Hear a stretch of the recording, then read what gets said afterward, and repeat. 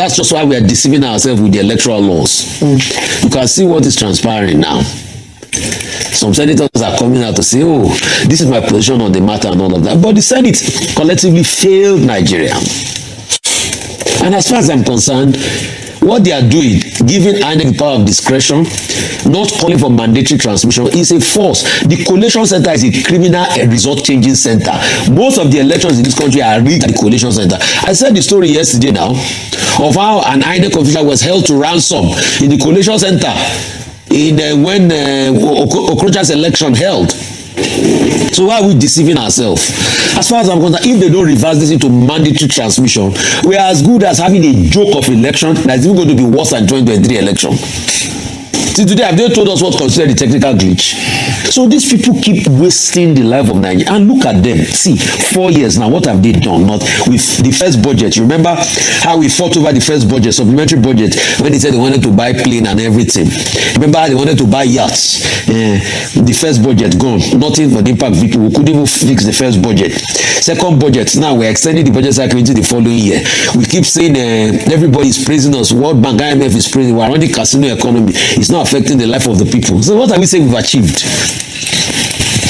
All right. Well, Dr. Abati, your take on the second issue, in my view, you spoke about Mrs. Tinubu, right? No, we didn't. Oh, you left that because I saw it in the list of the topics. So they have moved it somewhere else.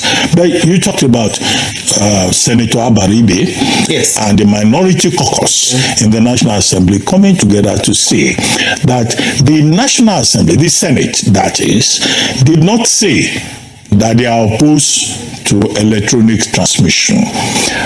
What I had Senator Abati, supported by other members of the opposition, is that Section 63, sub 3, in the Electoral Act 2022 is ambiguous because it talks about transfer of election results.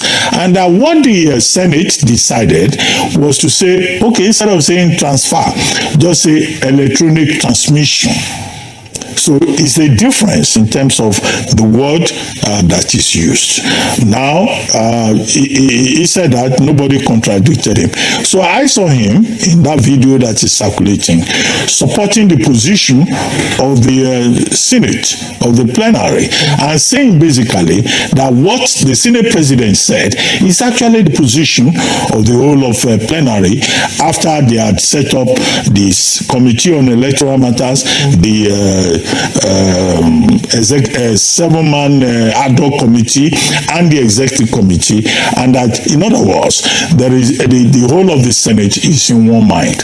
However, two things quickly. The House of Representatives, which previously had passed a different version, is also now saying that they want to change their mind on some of the amendments that they arrived at in December to be able to harmonize with the Senate, I assume. They have also said that there's going to be a harmonization version of everything and that they will come together. That's one point. The second point is that opposition voices have been complaining that what Nigerians want is real-time transmission on the grounds of trust, on the grounds of transparency and accountability and confidence in the process, and that there should be no delayed transmission. That's the position of the opposition, and it is understandable given the experience that we have been having with the democratic, civilian-driven process since 1999. However, let us make some additional points. That while the opposition has the right to have its say, the opposition also, should show leadership. I've seen some of the commentators sounding like they want to incite Nigerians against the Senate of the Federal Republic or the National Assembly. Some people have been saying, occupy National Assembly. Right? Some people have been saying, let us go and attack these lawmakers individually. Now, it will amount to an act of irresponsibility for anybody who believes in this country to incite the people and to ask for insurrection or to say they should attack people. The representatives, they are called representatives for a reason. They are representing us. This Electoral Act Amendment Bill has not yet been passed into law. We are all here as citizens. Talk to a representative. Engage with the National Assembly, but nobody, I think, has a right to recommend violence. That is unacceptable. Finally, I'm very... All right, there's still a lot of questions left unanswered, and whilst we applaud the efforts of the security agents and the federal and state government in securing the release of 183 worshippers, but if we don't have these questions answered, unfortunately, I don't think you would completely reassure the people as to their safety in the next few days. And this is what the people want. We want to see results, but in addition to that, we want to also have an assurance that we don't have to live in fear, or we can go to bed with our two eyes closed. And so the pertinent question, and I'm hopeful that the governor of Kwara State, in his communication with the president, in his briefing with the president yesterday, had the opportunity to also present these facts to him. Number one is that there were accusations made by the village head around sabotage within the security agency that he reported to.